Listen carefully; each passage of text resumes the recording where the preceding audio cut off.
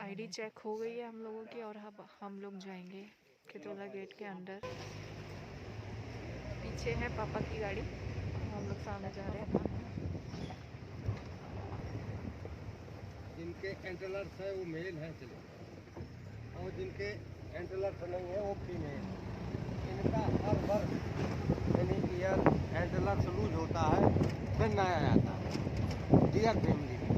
और इसमें एक और वैरायटी है मृग। मृग में आता है नीलगाय, चौसिंगा, चिंकारा, ब्लैक बक। ये जो होते हैं इनका सींग गिरता नहीं है लाइन, इनका सींग गिरता है। ये एंटेलर्स है और वो एंटीलोप, मृग एंटीलोप में आता है। ये इनमें डिफरेंस है। जंगल में 40% में साल ट्री है, 40%।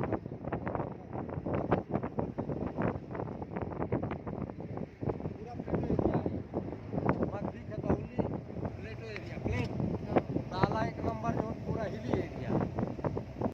ये नीचे नाली में हाँ हाँ हाँ, वो वहाँ पे है। दिख गया। वो है, चले कि पीछे चले? वो नहीं दिख रहा दीदी आपको? वो तो है वो वहाँ। हाँ दिख गया दिख गया। पीछे आ रही गाड़ी। मैं चश्मा नहीं निकाल सकती क्योंकि मेरे में आँख में कीड़ा घुस गया था। उनकी गाड़ी भी वहाँ रुकी है पीछे, दिख रहा होगा कुछ। हाँ वहाँ पे जहाँ मोड़ है ना शायद वहीं खड़ी है। भाग गया भाग गया भाग गया। जल्दी से तो नहीं पकड़ रहा है यार, तो बैटरी से न गड़बड़ होगी। बैटरी से नहीं, सेल्फ डिस्टर्ब कर रहा है। सेल्फ नहीं है इंजन में, सेल्फ नहीं दे रहा ना। लाइफ में पहली बार हमारी जिप्सी खराब हो गई है जंगल के बीच में। लगा इनके मोबाइल में आता है, नंबर बता दो। कुछ घंटी जा रही थी। नंबर बता दो तो घंटी जाती है। बात ही नहीं हो। देखो दीदी क्या कर रही है जंगल में, फोन नेटवर्क सर्च कर रही है। 15 मिनट से गाड़ी खराब है बालागढ़ में।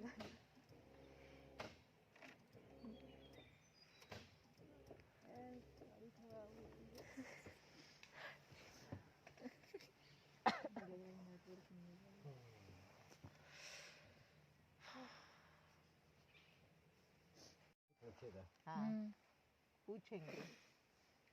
कितनी देर से खड़े हैं अपन? 15-20 मिनट तो हो गए। और पौने 8 अभी 15-20 मिनट हो गए हम लोग यहाँ खड़े हुए हैं। गाड़ी खराब हो गई है। हमको एक वाइल्ड बोर मिलना था अभी। वो बहुत शुभ होता है वाइल्ड बोर। वाइल्ड बोर दिखने के बाद टाइगर दिखता है। अंकल बोल रहे हैं कि वाइल्ड बोर मिलने के बाद टाइगर दिखता है, देखते हैं क्या होता है। दिख गया तो सब ठीक। अभी कितने बजे तक टाइम है अंकल? कितने बजे तक टाइम है अभी?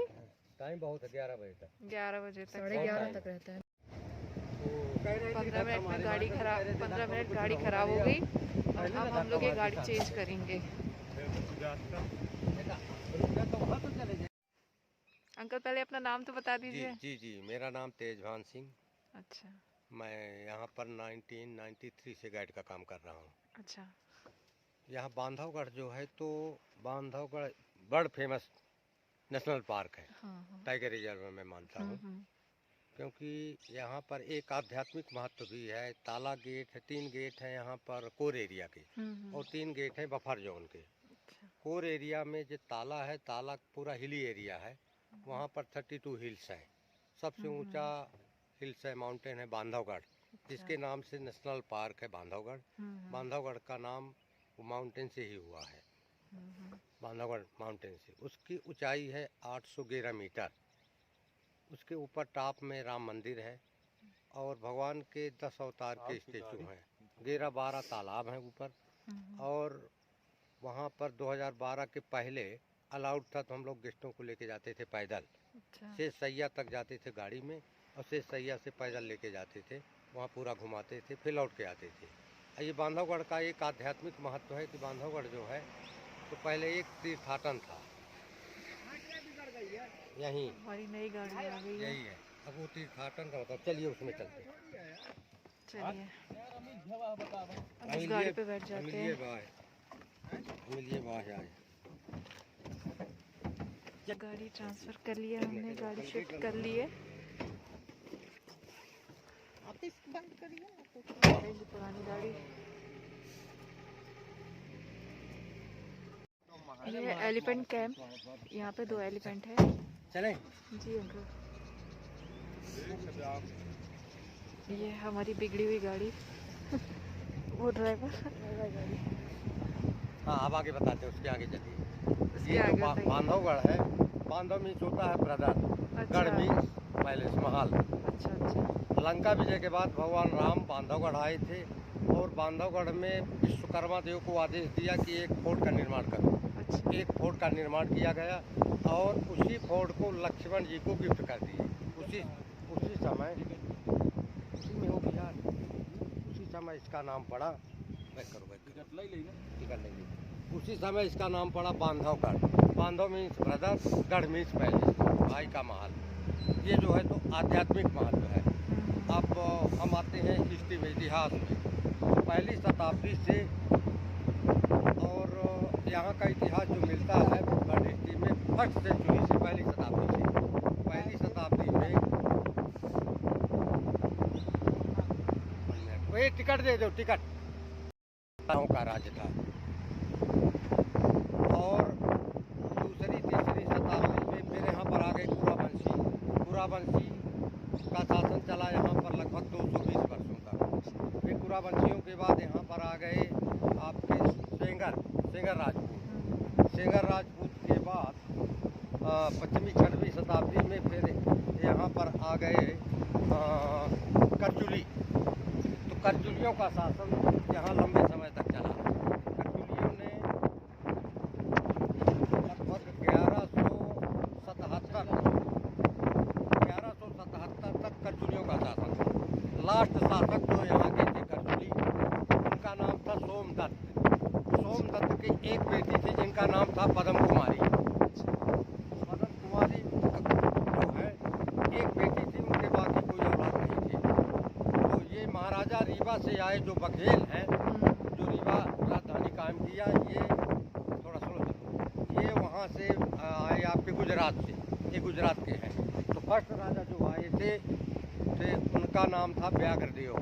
व्याघ्रदेव यहाँ पर आक्रमण करने के उद्देश्य में आए थे। तो आक्रमण करने के बजाय यहाँ पर जब पता चला उनको कि यहाँ हमारे यहाँ आक्रमण होगा, तो जो यहाँ के शासक थे करचुली सोमदत्त, उनने बोला कि ऐसा करो कि आप, मेरी एक बेटी है जिसका नाम है पद्म कुमारी और आपके बेटा है कर्णदेव, तो आप कर्णदेव से मेरी बेटी का विवाह कर लो और मैं दहेज में दे दूंगा पूरा बांधवगढ़। अच्छा। यहाँ खून खराबा करेंगे, हमारे सैनिक मारे जाएंगे, आपके सैनिक मारे जाएंगे, तो इससे बेटर है कि आप जो है जो शादी कर लो और मैं दहेज में दे दूँ। तो 1177 में ही पद्म कुमारी का विवाह व्याघ्रदेव अपने बेटे कर्णदेव से कर लिए और दहेज में दे दिया बांधवगढ़। तो 1177 से लेकर लगातार लगभग बघेलों का ही शासन था। बीच में औरंगजेब जब सम्राट बने तो वो अपने एक प्रतिनिधि को भेजे थे जिनका नाम था पात्रदास। तो वो कुछ समय के लिए यहाँ पर थे बांधवगढ़ में, पर ये जो राजा थे बघेल राजा, ये भी यहीं रहते थे। 1-2 साल के बाद फिर वो चले गए दिल्ली लौट के पात्रदास। तो लगभग 1947 तक, जब तक देश आज़ाद नहीं हुआ तब तक ये बांधवगढ़ उन्हीं के अंडर में था। ये यहाँ का जो है इतिहास है। अच्छा, बहुत अच्छा इतिहास, आपको तो पता ही नहीं था, और भी लोगों को पता चल जाएगा। बहुत कम पुराने गाइड जो हैं उन्हीं को एक दो आइडिया है यहाँ का बड़ी हिस्ट्री, लेकिन तो पता नहीं है। ये जो बांधवगढ़ का जो मेन इतिहास है, आध्यात्मिक और इतिहास क्या है, कौन कौन से राजा थे, बहुत लंबा इतिहास हो तो 60 में मैंने। Thank you uncle.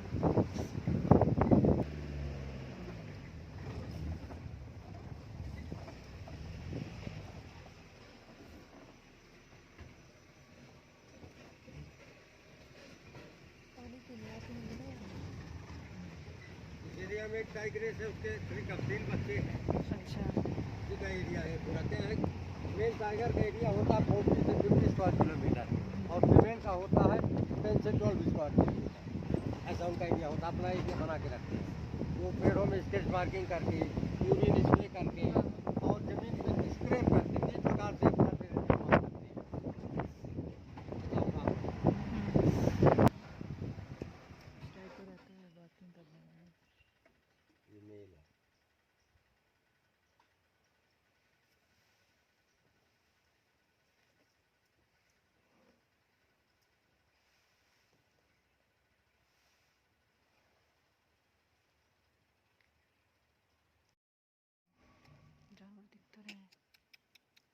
Sambar dear कितना बड़ा है ना।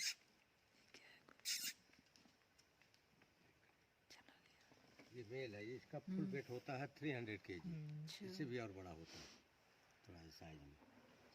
ये सबसे बड़ा डियर, डियर फैमिली में तीनों डियर दिख गए। ये sambar, barking deer, spotted deer. Spotted deer माने स्पॉट होता है इसलिए स्पॉटेड डियर बोलते हैं। चीतल भी बोलते हैं, चीतल संस्कृत शब्द है, संस्कृत में चीतल स्पॉट होते हैं उसके।